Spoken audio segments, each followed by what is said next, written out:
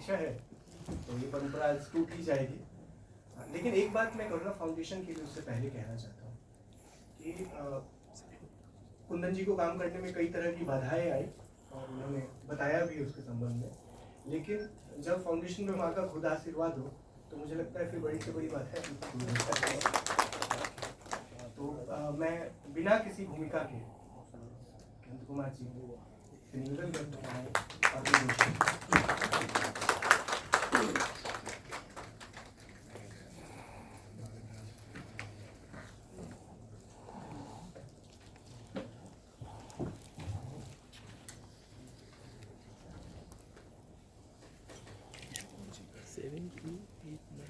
Ashish ji mic नीचे करो। 828999 इदं पवित्रं पावनं पुण्यं वेदैश्च सम्मतं य पठेत् रामचरितं सर्वपापैः प्रमुच्यते। आदरणीय गीता जी, आदरणीय निसार अहमद जी, रेस्पेक्टेड अतुल सोपती जी, करुणा फाउंडेशन के धरता करता सब कुछ है ऐसे कुंदन जी, तनु जी, बाकी भी बहुत सारे इसके कार्यकर्ता लोग आए हैं। सभी का नाम मेरे को उतना ज़्यादा परिचय नहीं है, इसलिए किसी और का बताए तो सबका क्यों नहीं बताए, ऐसा विषय आ जाएगा। इसलिए करुणा फाउंडेशन के सभी टीम, करुणा फाउंडेशन के इस महत्वपूर्ण वैचारिक सांस्कृतिक यात्रा में साथ में चले ऐसे सहचारी सुधीजन सुंदर तरीके से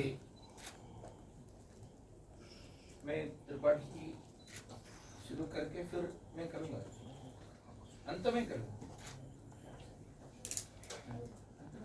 सर आप जारी रखें। आपका जैसा सुंदर तरीके से इस कार्यक्रम का संचालन मॉडरेट किए हुए अपने आशीष अंशु जी, सबको प्रणाम। आज का इस विषय सही ढंग से बहुत सुंदर तरीके से आर्टिकुलेट किए हैं, मतलब टाइटल को ही आर्टिकुलेट किया है। जो भाषण दिए हुए लोगों ने बहुत सुंदर तरीके से इसका सभी अंशों के बारे में, सभी डायमेंशंस आपके सामने रखा है। टाइटल इतना सुंदर मैं इसलिए कह रहा हूं, विकास और विरासत, यानी सही ढंग से अगर देखा है तो भारत का जो विकास, बीच में अंशु जी ने एक क्वेश्चन पूछा था, वेदर ये फ्लाईओवर विकास है क्या, टनल्स बनाना केवल विकास है क्या। आई डोंट थिंक सो।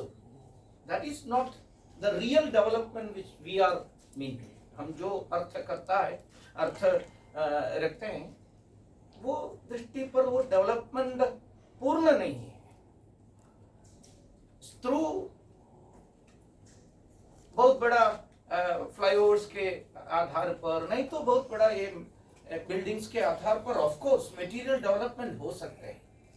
उस मटेरियल डेवलपमेंट से हम शायद एक चमकने वाला इंडिया बना सकते हैं, बट एक आगे बढ़ने वाला विश्व गुरु भारत को बनाना है तो इसके साथ विरासत को भी लेकर चलना ही पड़ता है। देखिए, दोनों पैर सही ढंग से जमीन पर रखते हुए ही हमको आगे बढ़ सकते हैं। बाया पैर भी रखने के बाद थोड़ा जमीन पर हमारा जो संबंध मजबूत करना, then we have to put the right leg forward. मैं ऐसा नहीं करूंगा ऐसा है तो आगे नहीं बढ़ सकते, गिर जाएंगे। सो दोनों की जरूरत है, विकास एवं विरासत, material development along with the cultural, spiritual, moral development। ये भारत का ही खासियत है, भारत का ही स्पेशलिटी है। Again if and buts, history में इसको कोई स्थान नहीं है सही में, लेकिन फिर भी हमको हिस्ट्री एनालाइज करने के समय ये सब बातें बताना ही पड़ता है।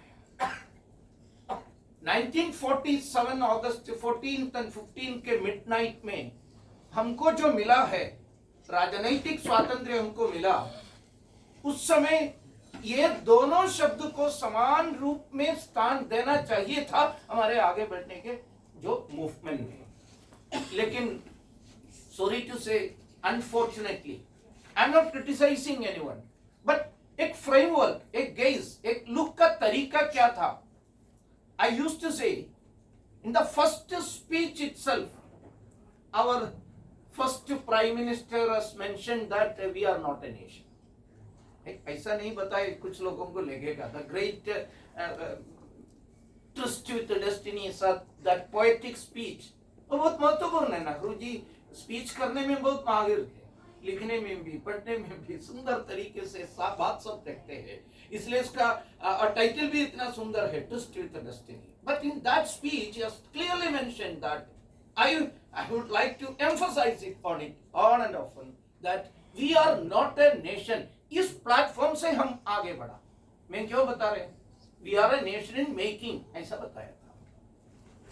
We are a nation in making मतलब क्या है, थोड़ा सा अब अंदर जाकर, शब्द के अंदर जाकर अगर विचार किया है तो that door is shut, it is in the process of opening, ऐसा कहा है तो क्या है, वो शट है, वो क्लोज करके रखा है। Nation in making means what, there is no nation, there was no nation, we or he is trying to make it। ऐसा अंग्रेजी लोगों का भी वादा वही था, you are never a nation, Bharat एक राष्ट्र ही नहीं था, हम लोगों ने आपको राष्ट्र इस रूप में विकसित किया है। We actually give the nationhood to you। देखिए इतने बिखरे हुए जाति, वर्ग, प्रांत, भाषा, नदी, इस सभी विषयों को लेकर आपस में लड़ने वाले एक बारबारिक कम्युनिटी थे आप। हम जब ट्रेड के लिए आए, कौन, ये पाश्चात्य लोग, ब्रिटिश लोग ट्रेड के लिए आए, ये भी एक बड़ा झूठ है, बड़ा लाई है। They never came here for the sole purpose of trade। ऐसा है तो फिर टॉर्डिसलस ट्रीटी क्या था, पाश्चात्य लोगों को भारत में लाने के लिए, भारत में आने का कारण एक महत्वपूर्ण ट्रीटी था। When new nations were, आज का विषय से संबंध है इसलिए मैं बता रहा हूँ, कुछ लोगों को लगेगा ये विषय और ये बात और इस विषय के क्या संबंध है। देखिए, when new nations were found out in 14th century, 15th century and 16th century, at that time the Christian world, Christian empires were fighting each other, mainly Spain and Portugal were fighting each other to take over the newly founded nations। उसके कब्जा लेने के लिए fight करते रहते थे। उसको एक प्रकार से सोल्व करने के लिए पोप के नेतृत्व में स्पेन के महत्वपूर्ण एक शहर है टॉर्डिसलस, उस टॉर्डिसलस में एक मीटिंग हुई। उस मीटिंग में स्पेन के एम्परर और पुर्तगाल के एम्परर को एक मेज के दो साइड पर बिठाया और तय किया ये संघर्ष समाप्त करने के लिए पूरे विश्व को कृष्णाई शिवांजलि करने का इस तरीका को पहले रखकर, आपके उद्देश्य का पहला रखकर, फर्स्ट पॉइंट इस रूप में, Spain must go to the west and Portugal must go to the east. बेचारे उन्होंने सोचा था भूमि फ्लैट है इसलिए ये कभी मिलेंगे नहीं आपस में, ऐसा सोचा था। That was the scientific advancement of that world at that time, that western world. उनका सोच ऐसा था, कुछ भी हो 2 या 2.5 साल उतना भी नहीं हुआ, आपस में मिले फिर संघर्ष हुआ, वो दूसरा विषय है। पुर्तगाल आए, वेस्टर्नाइज कॉलोनाइजर्स भारत के आना शुरू किया है। मुख्य उद्देश्य ट्रेड नहीं था, ट्रेड दूसरा था। फिर भी उन्होंने बाद में क्या क्या कहा, ट्रेड के लिए आए हम, लेकिन आपस में लड़ने वाले नेक हंडर्स, गला काटने वाले समाज आपस में, ऐसे लोगों की स्थिति देखकर हमारे मन में करुणा आई। मेरे फाउंडेशन का नाम नहीं है, करुणा आई मन में, सिंपैथी आई, और सिंपैथी आने की वजह से we put our main purpose aside, थोड़ा साइड में रखा, फिर उन्होंने काम करना प्रारंभ किया हमको सिविलाइज करने के लिए, भारत को नेशन बनाने के लिए, भारत को कल्चराइज करने के लिए। इस महान प्रयास से आपका भारत उभर कर आया। This is the western narrative, this is the British narrative. Many of the people who are blindly following this particular narrative, ये विमर्श को पीछे चलने वाले लोग अभी भी इसको विश्वास रखते हैं, अभी भी विश्वास रखते हैं।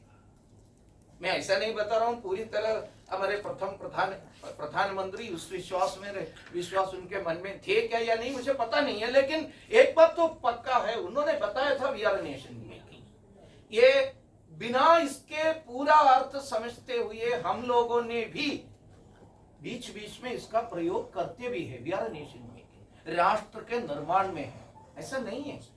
अगर आप राष्ट्र का नया निर्माण की स्थिति में है तो वेदों में जो समुद्र पर्यंता एक राट, इस कंसेप्ट का अर्थ क्या है? समुद्र तक इस देश, हिमालय से लेकर समुद्र तक इस देश एक है। उत्तरम यत् समुद्रस्य हिमाद्रे चैव दक्षिणम वर्षं तत् भारतम नाम भारती यत्र संतति। यह राष्ट्र का नाम भारत है।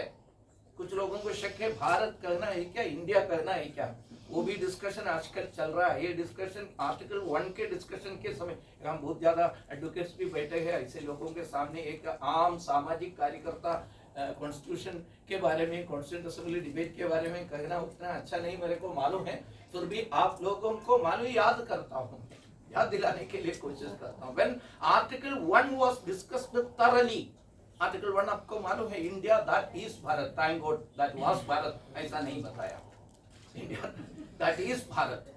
वो डिस्कशन के बीच में बहुत सारे विद्वान लोग, संस्कृत के, वेद के, उपनिषदों के, हमारी सबसे अच्छी बात मैं सामान्यतः मेरा अध्ययन के आधार पर मैं बता रहा हूँ, कॉन्स्टिट्यूंट असेंबली डिबेट्स पढ़ने के समय हमको पूरा गर्व आते हैं वो महान विद्वानों के प्रति। कितने मात्रा में उनके क्या है सजेशन शामिल हो गया है वो दूसरा विषय है, लेकिन डिस्कशन पढ़ने लायक है। आर्टिकल 1 जब डिस्कस किया था उस समय सेठ गोविंद दास, कमलापति त्रिपाठी जैसे लोगों ने जो विषय रखा, आप देखिए, सोए हुए एक देश के आत्मा को जगाने के लिए सही नाम से पुकारना है, ये कमलापति त्रिपाठी का शब्द है। It is to be called in the real name which has been given by our ancestors. India is also ancient name. मेरे कोई आपत्ति नहीं इंडिया नाम के, इंडिया भी पुराना नाम है, लेकिन भारतीयों ने दिया हुआ नाम नहीं है। घर में किसी आवश्यकता के लिए आए हुए व्यक्ति, बच्चे को अच्छा लगा एक नाम दिया, इसका मतलब माता पिता ने दिए हुए नाम भूलना ऐसा नहीं है ना। हमारे पूर्वजों ने दिया हुआ नाम भारत है, बाद में आए हुए विदेशियों ने उनके उच्चारण क्षमता के अभाव के कारण उन्होंने सिंध को इंद ऐसा बताना प्रारंभ किया था, वहां से इंड आ गया है। बट ये यहाँ तो नाम के बारे में अंशु जी ने बताया, उस समय मेरे को ये याद आ गया, name has got great relevance, बहुत महत्वपूर्ण है नाम। इसलिए भारत, ये भारत था उस समय से लेकर, मैंने बताया उत्तरम यत् समुद्रस्य हिमाद्रे चैव दक्षिणम। कोई वेस्टर्नर्स इसको निर्माण नहीं किया, यहाँ के कोई पॉलिटिशियंस इसको नया बनाने की जरूरत भी नहीं है। ये भारत एक था, एक है, एक ही रहेगा, इसमें कोई शक नहीं, कोई शक नहीं। ऐसा कोई कर नहीं सकते राष्ट्र को नया निर्माण करना, हाँ, और डेवलप कर सकते हैं और विकासमान कर सकते हैं, पूर्व स्थिति से भी आगे बढ़ाना। मैं ऐसा नहीं बता रहा हूं पूर्व स्थिति में पहुंचाना, नहीं, पूर्व स्थिति में जहां पहुंचा है वहां से भी आगे बढ़ना, ये लक्ष्य हमारे सामने अभी माननीय प्रधानमंत्री जी ने रखा, विकसित भारत। ये प्लज ले लो सभी लोग, उन्होंने 5 प्लज के बारे में हम सभी लोगों ने एक शपथ ग्रहण करना, ऐसा पिछले साल रिपब्लिक डे स्पीच में बताया। First and foremost we must pledge to make this nation a विकसित भारत, ऐसा उन्होंने नहीं बताया we all have to pledge to make this nation, ऐसा नहीं बताया। उनकी कल्पना में ये तो नेशन ही था, राष्ट्र ही है, इसको एक प्रकार से विकसित कराना, विकसित करने के साथ डेवलप करने के साथ करना है तो दूसरा क्या करना, ये महत्वपूर्ण है उनका, जो मैं फिर से आप सभी को रिमाइंड कर रहा हूं। दूसरा पॉइंट क्या है? दूसरा point, you have to erase the last traces of servitude from your mind.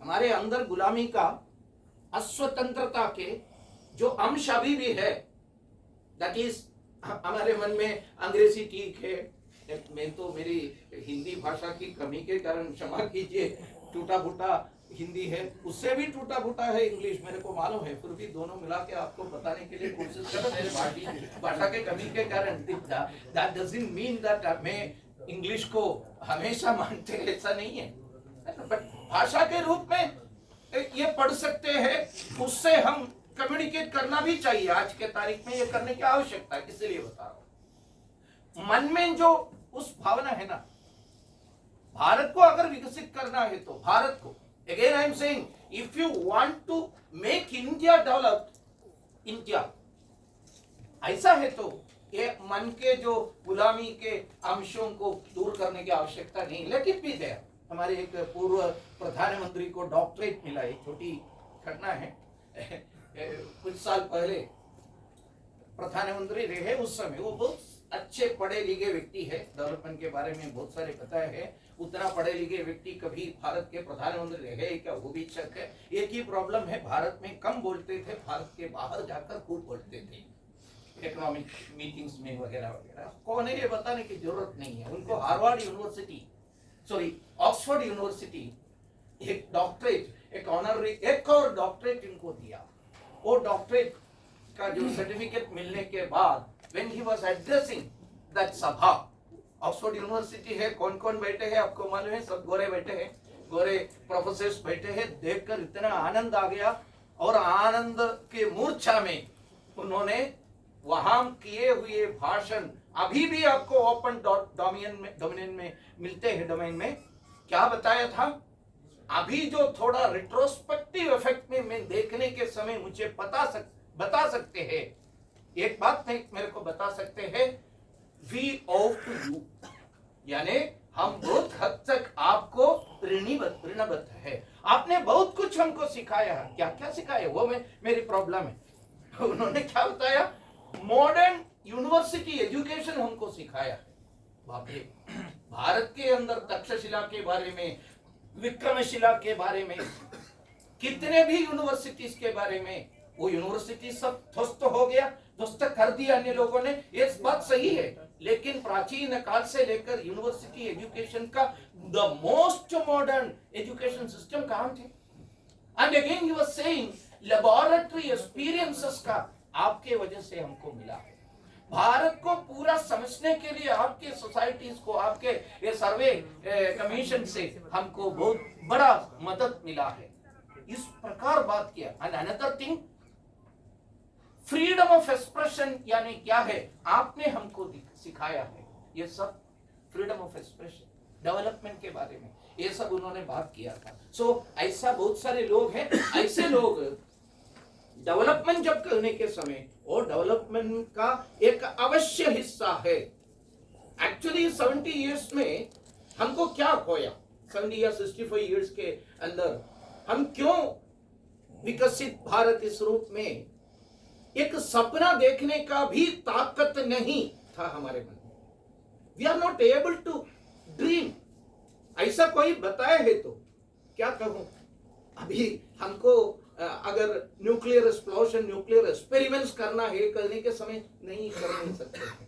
Vaccine बना सकते, India can't do it, Bharat vaccine निर्माण कर नहीं सकते हैं। ऐसा बताने वाले एक मन स्थिति, एक साइकोलॉजिकल स्लेवरी हमारे मन में था। माननीय प्रधानमंत्री जी ने यह बात बताया, यू हैव टू, आप लोग आपके मन से ये इंग्लिशी, ब्रिटिशी, यूरोपियन स्लेवरी का अंश अभी भी आपके मन में है ना। Can you say that there is no slavery? What is the greatest ambition about your children? आप +2 पूरा कर दिया है तो कहां भेजने का विचार है हम सभी को? Tell it frankly. कहां भेजने के लिए? ठीक है, भेज दो, फिर भी उनको बताते हैं क्या? आप वहां जाकर अच्छे मॉडर्न एजुकेशन ले लीजिए, लेकिन वापस आना, यहाँ काम करना, हमारे भारत के लिए काम करना, बताते हैं क्या हम मतलब I am not addressing you 60-70 people, sorry to say, I am just addressing the whole people who are outside. अभी भी भेजते हैं। How we are celebrating our birthday still, हमारे जन्म दिन का जो सेलिब्रेशन कैसे करते हैं, whether it is being celebrated by lighting a lamp और बुझाने से। केक खरीदते हैं, अंडा वगैरह मिलाकर बनाया हुआ केक खरीदते हैं, वो केक घर के अंदर रखते हैं और उसके ऊपर मोमबत्ती रखते हैं और जलाने के बाद बुझाते हैं। सही में दीप जलाना भारतीय पद्धति है। एक नया ईयर आ गया है तो नया क्या है, बर्थडे आ गया है तो इसका मतलब एक नया दिया जलाना है, ईश्वर दर्शन करना है, ये हमारी पद्धति है। That is what we I mean. अभी भी फोन उठाते हुए, मोबाइल है तो भी, लैंडलाइन है तो भी, फोन उठाते हुए हम क्या कहते हैं? हेलो। हेलो मीन्स क्या है? हे नरक, है ना? हेलो, वो भी नरक है, ये भी नरक है, सुनने वाला भी नरक है, दोनों नरक है, ये बार बार बताते हैं। This is also a way of communicating things, है ना? अभी भी जय श्री राम बोल सकते हैं, नमः शिवाय बोल सकते हैं, वंदे मातरम बोल सकते हैं, लेकिन फिर भी दैट बिकेम इजी। हमको एक प्रकार से हमारे मन को कंडीशन करके रखा है इन लोगों ने। कंडीशन करके रखने के कारण डेवलपमेंट मींस, अभी भी डेवलपमेंट का एक ही इंडेक्स है, एक ही इंडेक्स, जीडीपी। हम भी करते हैं जीडीपी ऐसा करते हैं, जीडीपी इतना करते हैं ऐसा। Through mere GDP, can you calculate the happiness or the containment of the people living here?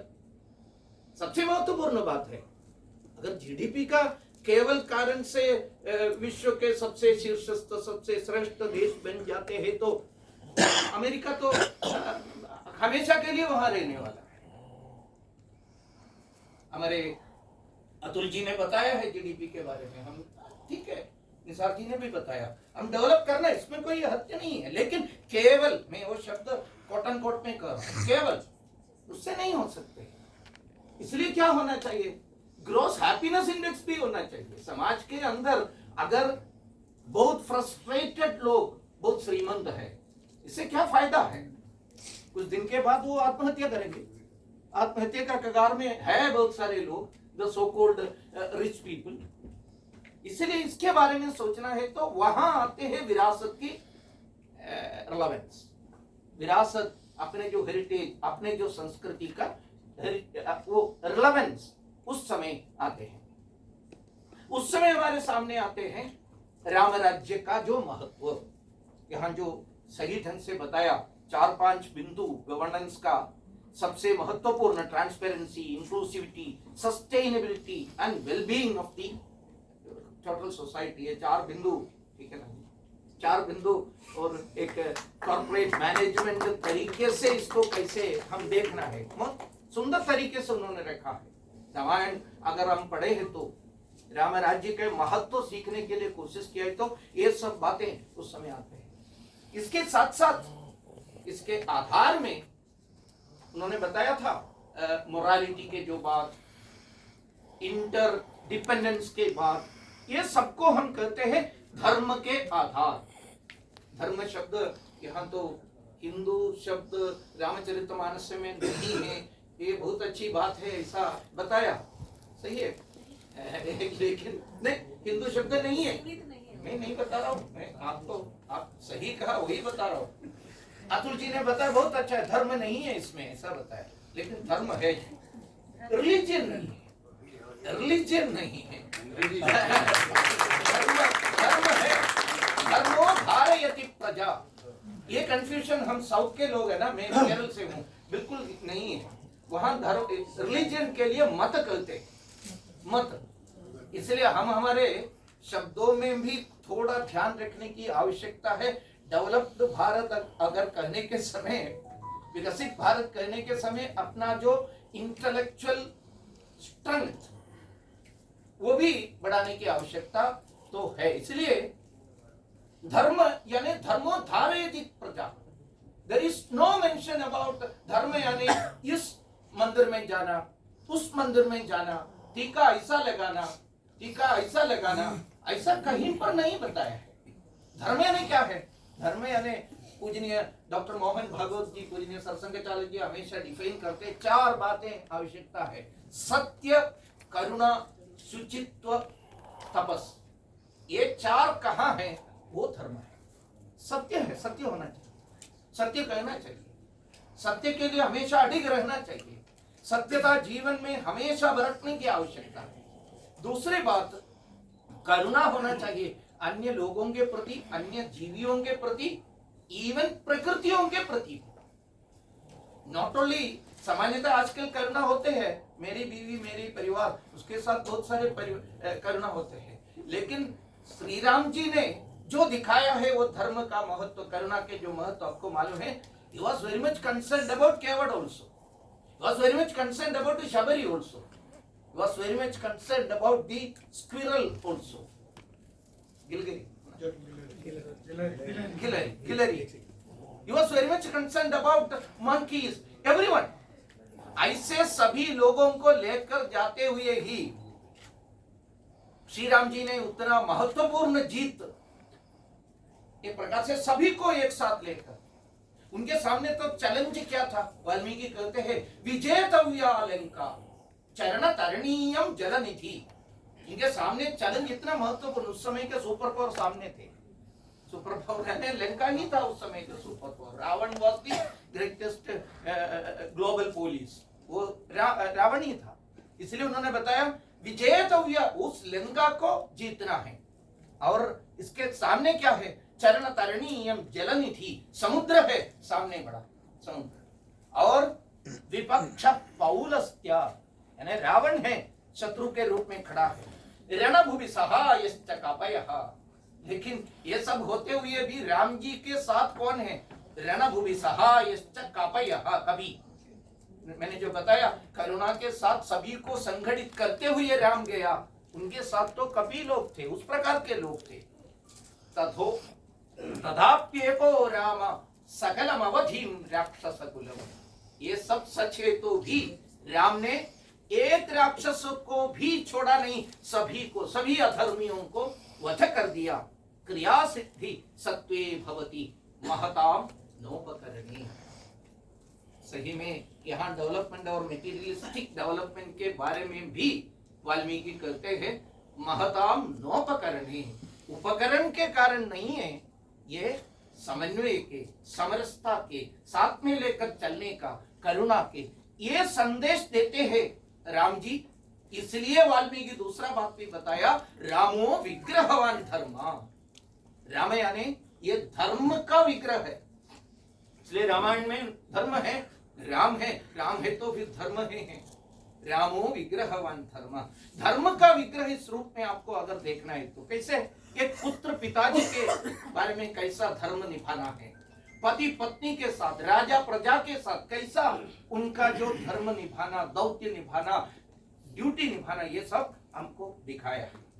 ऐसे राम जी ने जो बनाया हुआ राम राज्य, वो राम राज्य सही मायने में उसमें मेटीरियल फ्लरिशमेंट, एक प्रकार से अभिवृद्धि भी थे, उसके साथ साथ जो मैंने बताया धर्म का वो 4 पक्ष, सत्य, करुणा, शुचित्व, शुचित्व यानी अंदर बाह्य शुचित्व, और एक लक्ष्य पाने के लिए तपस्या करने का उनका जो क्षमता, ये चारों आज भी जरूरत है।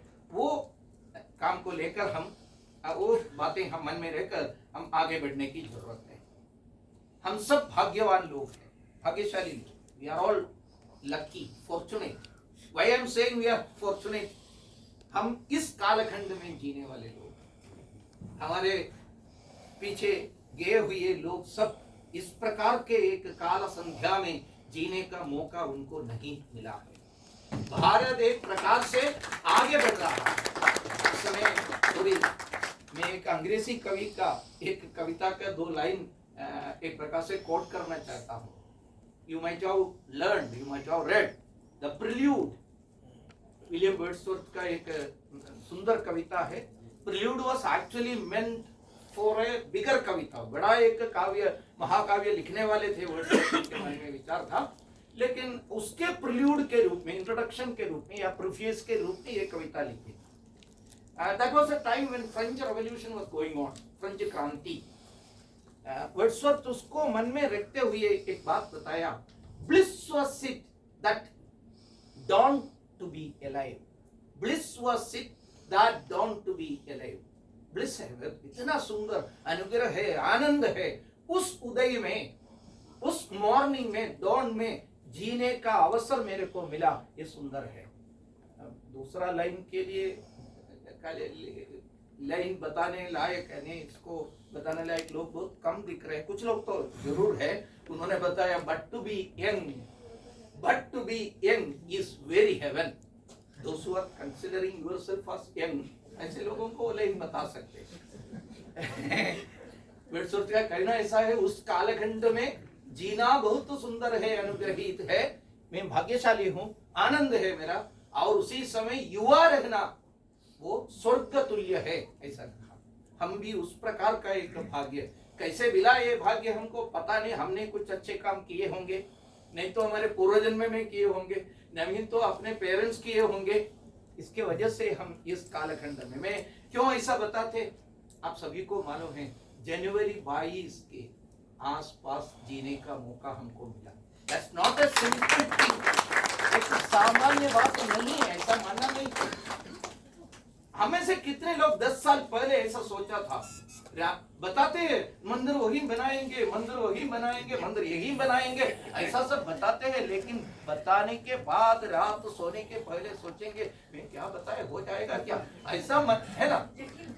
यकीन तो हम सभी का है, लेकिन कैसे, बच्चे पूछते थे कैसे, लेकिन हो गया. That is why I am saying मैं भी उस समय खूब प्रचार के लिए हर रोज, उस समय कैंपेन चल रहा था, उस समय कम से कम हर रोज 1 डज़न स्पीचेस करते रहते थे उस एजिटेशन के समय. आपको जाकर यकीन तो है था फिर भी मेरे को, लेकिन कैसा हो जाएगा, क्योंकि उस समय पूरा अंधकार दिख रहे थे, अंधकार ही दिख रहे. वो अंधकार सब छाके वो तो निपट गया है.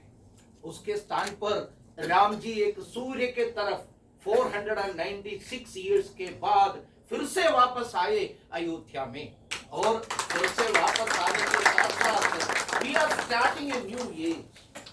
अमृत काल में हम प्रवेश किया. इतना इससे भी ज्यादा सुंदर तरीके से कैसे प्रवेश कर सकते हैं. अमृत काल में भारत प्रवेश किया. अमृत काल का अंतिम लक्ष्य क्या है, विकसित लक्ष्य. 2047 आते हम विकसित भारत बनना चाहिए.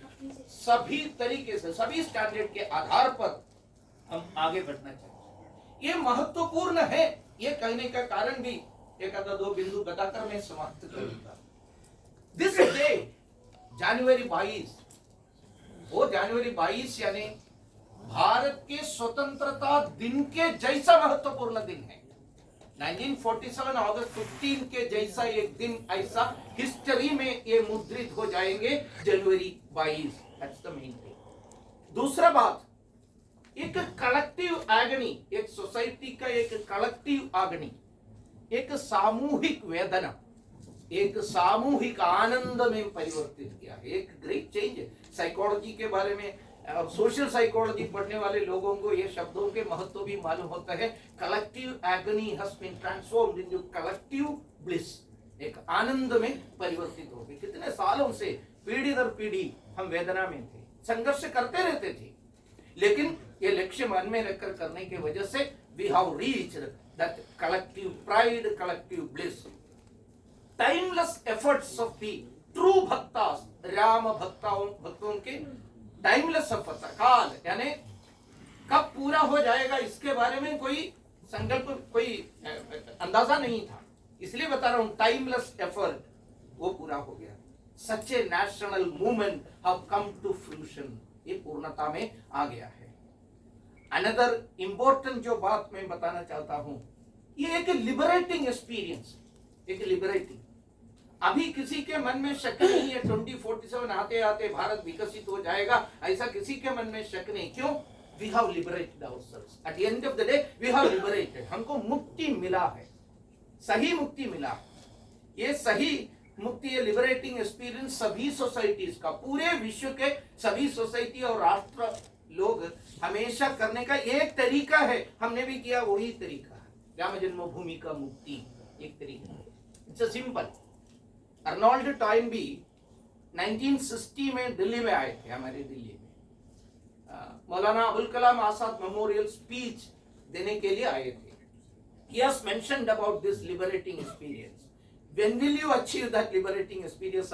एक प्रकार से एक हिडन क्वेश्चन पूछकर वो गए हैं। इसके लिए उन्होंने एक दो राष्ट्रों का उदाहरण बताया। आजकल बहुत सारे लोग बताते हैं राम जन्मभूमि में जो हुए एक मजहब के खिलाफ हुए विषय है, एक इस्लाम मत के खिलाफ है, ऐसा कुछ लोग कहते हैं। Arnold Toynbee, he was not a Hindu, okay, वो आकर स्पीच के बीच में उन्होंने दो राष्ट्र का उदाहरण बताया। When in the end of the 19th century, 19वीं सदी के अंत में रूस पोलैंड के ऊपर आक्रमण किया। रूस एंड पोलैंड दोनों ईसाई देश है, दोनों ईसाई है। ओनली डिफरेंस इज दैट रूस इज फॉलोइंग, उनका जो एक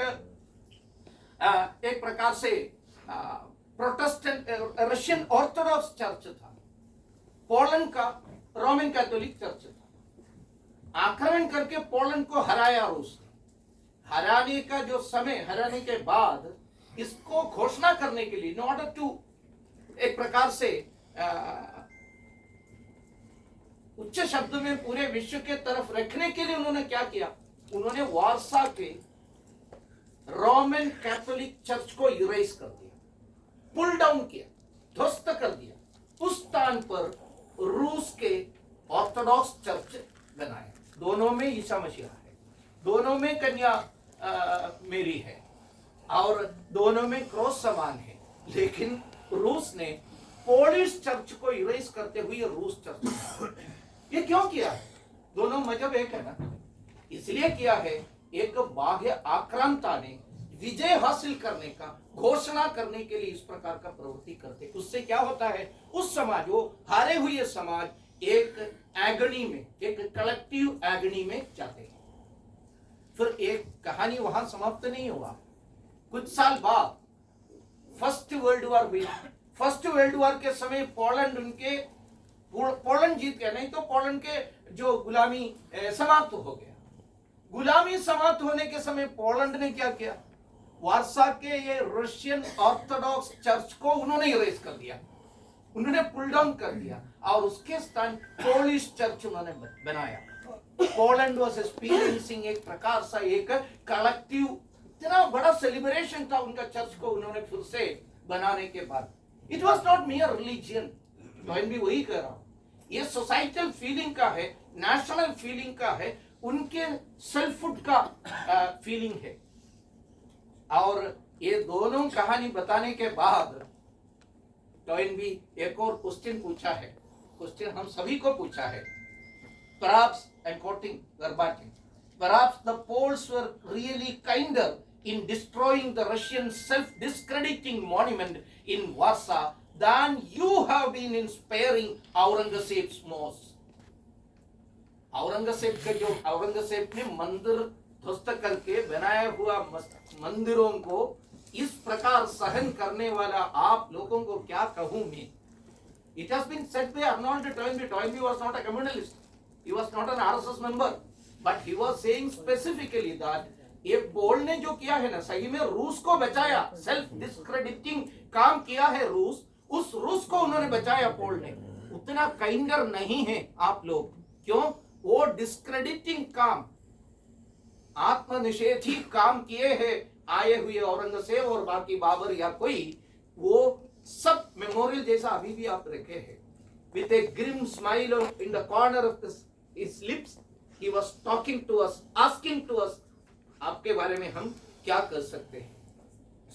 मेरा कहने का मतलब, इस प्रकार का एक कलेक्टिव प्राइड में हम प्रवेश किया है।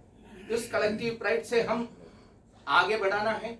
वो आगे बढ़ने के समय राम राज्य ही हमारे दैट साझी दैट शेयर्ड हेरिटेज, वो बात ही हमारे बारे में, हमारे मन में एक प्रकार से एक आदर्श के रूप में रखने के लिए वो एक ही है, एक ही बात है। हम एक रेनेसां के पीरियड में है, मैंने जो बताया एक नवोत्थान के पीरियड में है। नवोत्थान में पहला क्या होना, नवोत्थान हमेशा एक किसी भी समाज और राष्ट्र विकसित होने के पहला पड़ाव है उस देश में रेनेसां होना। रेनेसां का पहला स्टेप क्या है? महर्षि अरविंदो कहते हैं past spiritual knowledge in all its fullness retain करना, रिक्लेम करना, ये पहला स्टेप है। हमारे पास्ट स्पिरिचुअल आध्यात्मिक विरासत को हम वापस लाना है, धर्म का जो विषय को हम लाना है वापस। विकास के आधार इस रूप में इस धर्म को, स्पिरिचुअल नॉलेज को लिखना। फिर क्या करना? Then the outpouring of this spirituality into new forms in all aspects of the country's life. देश के, राष्ट्र के जीवन के सभी क्षेत्रों में इस स्पिरिचुअल नॉलेज और हमारे जो धार्मिक विरासत को हम सभी के साथ साझा करना है। यहाँ तो विषय बहुत अच्छा हुआ, इसलिए मैंने बताया था शेयर्ड हेरिटेज, साझी विरासत, वो सब क्षेत्रों में देना है। महर्षि अरविंदो के कंसेप्ट के आधार पर ये होना चाहिए था स्वतंत्रता मिलने के साथ। स्वतंत्रता मिलने के साथ में एवेकनिंग इंडियन सोल्स ऐसा टाइटल में महर्षि अरविंदो का एक सुंदर भाषण, अरविंदो के भाषण सब सुंदर है, मैं सुंदर एडजेक्टिव लेने की आवश्यकता नहीं है, बहुत अच्छा एक भाषण, वो छोटा एक मोनोग्राफ के रूप में अभी मिलते हैं आपको पढ़ने के लिए। उसमें उन्होंने बताया था स्वतंत्रता यानी क्या है। It's a moral and spiritual task. स्वतंत्रता ये मॉरल एंड स्पिरिचुअल है, रादर मोर देन ए पॉलिटिकल और इकोनॉमिक थिंग, वो मॉरल एंड स्पिरिचुअल है। अपना इंटरनल कंटेंट, अपने आंतरिक स्वत्व, उस स्वत्व को देश के हर कोने में, हर क्षेत्रों में, no matter whether it is education में, डेवलपमेंट में, टेक्नोलॉजी में, एग्रीकल्चर में, आर्ट में, लिटरेचर में, थिएटर में, of course along with that politics में भी अपना स्वत्व को, वो स्वत्व के बारे में उन्होंने पहले बताया, that spiritual knowledge, that content is to be applied in each and every field. Can you say, यहाँ एक एजुकेशनिस्ट बैठे हैं गीता जी, कर सकते हैं क्या हमारे एजुकेशन में भारत के स्वत्व प्रतिबिंबित है? एनईपी आने के बाद थोड़ा सा हमको आशा आ रहे हैं, एक्सपेक्टेशन आ रहे हैं, अदरवाइज व्हाट वाज देयर? हम हिस्ट्री पढ़ते हैं, किसके हिस्ट्री पढ़ते हैं? हिस्ट्री यानी किसी एमए या बीए पढ़ने वाले व्यक्ति को पूछते हैं हिस्ट्री, तुरंत पूछते हैं कौन सा हिस्ट्री है, मिडीवियल, मॉडर्न या एंशिएंट? क्या है भारत में, क्या है एंशिएंट, क्या है मिडीवियल, क्या है मॉडर्न? वेस्टर्न नेशंस में लागू है ये सब बातें, उनके लिए एंशिएंट कालखंड है वो डार्क एज ही था। भारत में एंशिएंट ऐसा कहने वाला कालखंड डार्क नहीं है, लेकिन इन्होंने हमको सिखाया वही पढ़ाते हैं अभी भी। मिडीवियल एज में क्या है? सॉरी टू से, एक मुगल एरा, बाबर से लेकर औरंगजेब तक, कोई क्रोनोलॉजिकल ऑर्डर भी किसी को किसी प्रकार से मिस्टेक नहीं आते हैं, कंटिन्यूसली बताते हैं। किसी भी बच्चे को पूछ लीजिए बाबर के बच्चा कौन है, वो बच्चा के बच्चा कौन है, औरंगजेब कब तक किए, सब। आई एम चैलेंजिंग, ये हिस्ट्री के डॉक्टरेट मिले हुए किसी इधर है तो कैन यू से without any mistake about Chola साम्राज्य? पूरे विश्व के सबसे बड़े कालखंड में एक देश के सत्ता में बैठे हुए चोल राजवंश के बारे में, करिकाल चोल का समय क्या था, राजराज चोल और राजेंद्र चोल के बीच में फर्क क्या है, क्या चेंज क्या है, कौन किसके पिता थे? आई am saying at least 1800 at least 800 years का हिस्ट्री है चोल राज का। अभी फिर से हमने वो स्पिरिचुअल हेरिटेज को वापस लाया, चंगोल को लेकर माननीय प्रधानमंत्री जी ने वो लोकसभा में प्रतिष्ठित किया, तब सभी लोगों ने सोचना प्रारंभ किया ये चोल यानी कौन है। ये चोल साम्राज्य केवल नहीं, पांड्य है, चेरा है, अहम डिनास्टी है आसाम। हिस्ट्री पढ़ने वाले किसी ने मिडीवियल हिस्ट्री में वो पढ़ते हैं क्या? मराठा साम्राज्य के बारे में कितने पढ़ते हैं? So this are all being created by the westerners and we are blindly following it. अभी भी इसको चेंज आना है, चेंज शुरू हो गया है। गीता जी जैसे लोगों ने दिन रात बैठकर नया करिकुलम फ्रेमवर्क तैयार कर रहे हैं, वो करिकुलम फ्रेमवर्क के आधार पर सिलेबस आ जाएगा, परिवर्तन आ जाएगा। Yes, we have entered into that, हम वो गेट से आगे जा रहा है। और एजुकेशन के क्षेत्र में परिवर्तन आना, तब जाकर मैंने जो बताया उनका जो दूसरा बिंदु, सब प्रकार के हमारे जो आंतरिक गुलामी का जो अंशों को दूर करना है, तो एजुकेशन में परिवर्तन। You have to consider the education itself as a बहुत बड़ा इकोनॉमी, नॉलेज इकोनॉमी। माननीय प्रधानमंत्री जी 2 प्रकार के इकोनॉमी के बारे में बार बार बताते हैं। One is knowledge economy and second is spiritual economy. Spiritual economy. Can you just believe one mandir which has been installed, inaugurated in Ayodhya is going to change the whole economic system of पूरे भारत का। अभी जो उत्तर प्रदेश का परिवर्तन करना प्रारंभ हुआ है, हर रोज कितना ट्रांसैक्शन हो रहा है, रिलेटेड कितना बिजनेस शुरू हो रहा है। कुछ लोगों को लगता है मंदिर आने से हमको क्या फायदा है, ऐसा कुछ लोग पूछते हैं। वो भारत को समझते नहीं, इसलिए पूछते हैं। रिसेंटली तिरुचेंदूर मंदिर का एक शिलालेख मिला है। वो शिलालेख में केवल इतना ही लिखा है, वहां के जो प्रसाद के रूप में भक्त लोगों को देने का एक प्रसाद का परंपरा थे हजारों साल पहले से। तिरुचेंदूर साउथ के जो मंदिर में केला देना है, किसको? डिवोटीज को, भक्त लोगों को। इसके लिए इतना खर्चा होगा। ये खर्चा कैसे मिलेगा? ये खर्चा मिलने के लिए क्या प्रावधान किया है वहां के राजा, ये शिलालेख में लिख कर रखा है। So these two economies are flourishing. No, education भी, एजुकेशन के द्वारा भी, शिक्षा के क्षेत्र के द्वारा भी हमारे इकोनॉमी में बहुत सारे परिवर्तन आ जाएगा। वो एक प्रकार से आगे बढ़ने का जो पूरा विश्वास और उम्मीद भाई साहब ने, अतुल जी ने उनके बात में रखा है, हम आगे बढ़ेंगे ही। इसका पूरा बेस पक्का है। बेस पक्का होने का पहला कारण, बहुत सारे कारण बताए, 2-3 और। सॉरी त्रिपाठी जी, आपका समय में थोड़ा खा जा रहे हैं, पहले ही यहाँ चर्चा हो रही है। So many indicators are there. मैं 2-3 अन्य इंडिकेटर्स बता रहा हूँ, डेवलप हो जाएगा, विकसित। फर्स्ट एंड फॉरमोस्ट थिंग जो अरविंदो बताया ना, अपना जो स्पिरिचुअल हेरिटेज को रिगेन करना, इसको पूरे भारत के, पूरे देश के चारों कोण में, चारों दिशा में डालना। और तीसरा उन्होंने बताया पूरे विश्व के प्रॉब्लम सॉल्व करने के लिए इसका इस्तेमाल करना। That is the 3 step. ये कर सकते हैं विकसित भारत, यानी ये करना ही चाहिए।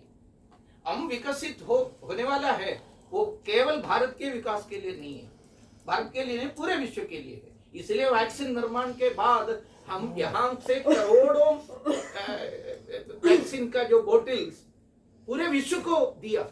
सर्वे संतु निरामया, सर्वे संतु निरामया करके, कोई रोगी नहीं रहना। ये western style of medicine is exactly diametrically opposite. सब रोगी बनना चाहिए, क्योंकि उनके सब प्रकार का health education and health experiment शुरू होता है रोगी मन से। या साइकोलॉजी से रिलेटेड लोग हैं तो आपको मालूम होगा, वहां के कितने भी साइकोलॉजिस्ट है वो शुरू करते हैं रोगी मन से। हम यहाँ कैसे करते हैं?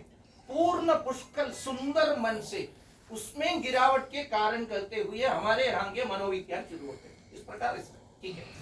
So first and foremost thing indicator, हमारे जो cultural and philosophical content of Bharat, हमारा जो soft power, first and foremost soft power. ये हुजिंग चाइनीज एम्बेसडर रहे यूएस में, वो बहुत बड़ा संस्कृत विद्वान भी थे।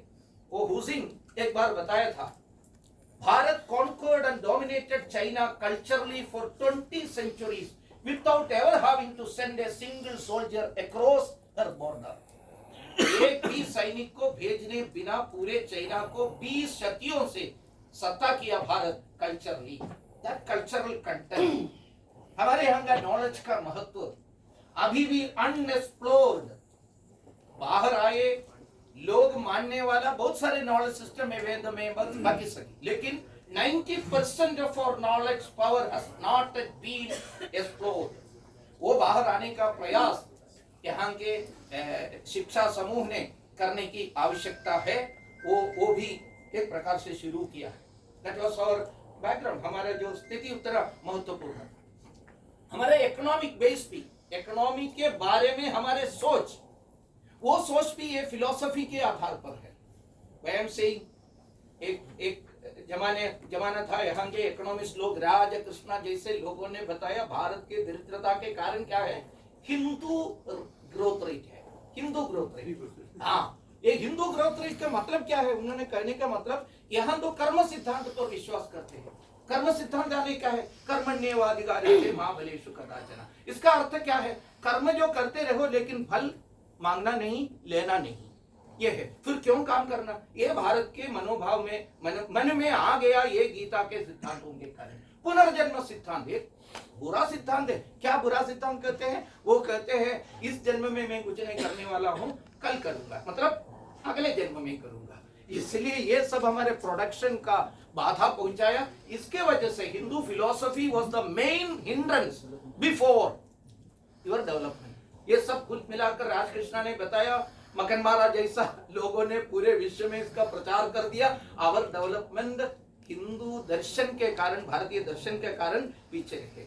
लेकिन एंगस मेडिसन जैसे, पॉल बरूच जैसे लोगों ने जब बाद में इकोनॉमिक सिस्टम ऑफ भारत के बारे में अध्ययन करने के बाद क्या कहा, पीछे 2000 ईयर्स से पूरे विश्व में अगर 200 साल छोड़ दिया है तो पूरे विश्व में शीर्षस्थ स्थान पर था भारत।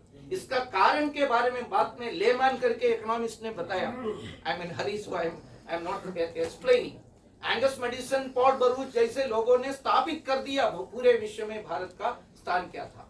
बाद में लेमैन इसका कारण कहा, ये आर्थिक अभिवृद्धि भारत में रहे, इसका कारण भारत के फिलोसॉफिकल बेस है, ऐसा बताया। Exact opposite what Radhakrishna has told, इसका एग्जैक्ट ऑपोजिट उन्होंने बताया। वी आर ग्रोइंग, वो ग्रोइंग का जो ये बताया था, जीडीपी और डेप्ट रेशियो में कितना कमी आ रहा है। जीडीपी आगे जा रहा है, इसके वजह से केवल हम विकसित हो गया ऐसा नहीं कर सकते हैं। 2014 it was to 23.9% जीडीपी डेप्ट रेशियो, बट वो कम होते हुए, कोरोना होते हुए भी अभी 23 का आंकड़ा आया, केवल 19% है डेप्ट and GDP ratio. So the trend is continuing. हमारा जो बेस पक्का है वो आगे बढ़ रहा है। ये हम बताए हैं टेक भारत, ये महत्वपूर्ण एक स्ट्रेंथ है भारत का। पूरे विश्व का टेक्नोलॉजी को, एआई को, आर्टिफिशियल इंटेलिजेंस को सब नेतृत्व देने वाले लोग कौन है। अगर ये सब वापस भारत में आने का एक स्थिति आ गया है तो अभी तो इसका भी प्रयास शुरू हो गया है। So we are going to develop it. Pharmacy sector, पूरे विश्व का फार्मेसी क्या है, वो भारत है, ऐसा साबित हो गया है। हमारे जो सब प्रकार के विषयों के बारे में बताकर मैं एक छोटी सी बात बताकर समाप्त करूंगा। छोटी सी नहीं, सब महत्वपूर्ण बात है। भारत पूरे विश्व का यंग नेशन इस रूप में अभी पूरे विश्व में सबसे महत्वपूर्ण स्थान हासिल कर दिया है। We have just entered into the population window. Population window आप सभी को मालूम है, सबसे ज्यादा आबादी का सबसे ज्यादा हिस्सा वर्कफोर्स जब रहते हैं, वर्कफोर्स यानी यंगस्टर्स रहते हैं, उसको कहते हैं आबादी का window, population window. America has entered into the population window in 1970। 2025 में वो समाप्त हो गया, 40-50 इयर्स है। चाइना 1990 में प्रवेश किया, अगले साल वो भी उसके बाहर आकर वृद्ध बनना प्रारंभ होता है। भारत 2010 में पॉपुलेशन विंडो में प्रवेश किया एंड 2050 तक वो विंडो में हम रहने वाला है। हम पूरे विश्व को एक प्रकार से नेतृत्व देने वाला कर्मठ, कर्मयोगी युवाओं की संख्या सबसे महत्वपूर्ण हमारा जो हो जाएगा। इससे भी एक और महत्वपूर्ण बात, that is the political stability of Bharat. पिछले अनेक दशाब्दों में हमारे जो डेवलपमेंट को सबसे ज्यादा बाधा instability of the central government, वो भी अभी पूरा हो गया है। किसने हटाया 370, उसको देना 370, ऐसा नारा तुरंत बहुत सारे लोगों को ये प्रधानमंत्री 370 सीट मिलेंगे ऐसा क्यों बताया? मैं उस समय बताया था इति से नारायण मेकी जिसने हटाया उसको देना। कितना हटाया? 370। कितना देना? 370। मतलब एक प्रकार से भारत के अंदर दैट स्टेबिलिटी, वो स्टेबिलिटी की वजह से पूरे विश्व भारत को मानव कारण किया है। इस स्टेबिलिटी के वजह से we are able to dream, हम सपना देखने के लिए ताकत हमको मिल गया है, ताकत मिल गया है, हो जाएगा, ये मुमकिन है, ऐसा हमारे मन में आने के कारण वो स्टेबिलिटी। इसलिए अभी ये भी हम लोगों का इस पीढ़ी के सौभाग्य है, वो भी देखने का अवसर हमको मिलेगा। विकसित भारत आगे बढ़ेंगे, इसका आधार में हमारे समृद्ध स्पिरिचुअल हेरिटेज पूरे विश्व को, केवल भारत को नहीं पूरे विश्व को शेयर करने का दैट ताकत, that strength is with us. नमस्कार, वंदे मातरम, जय श्री राम।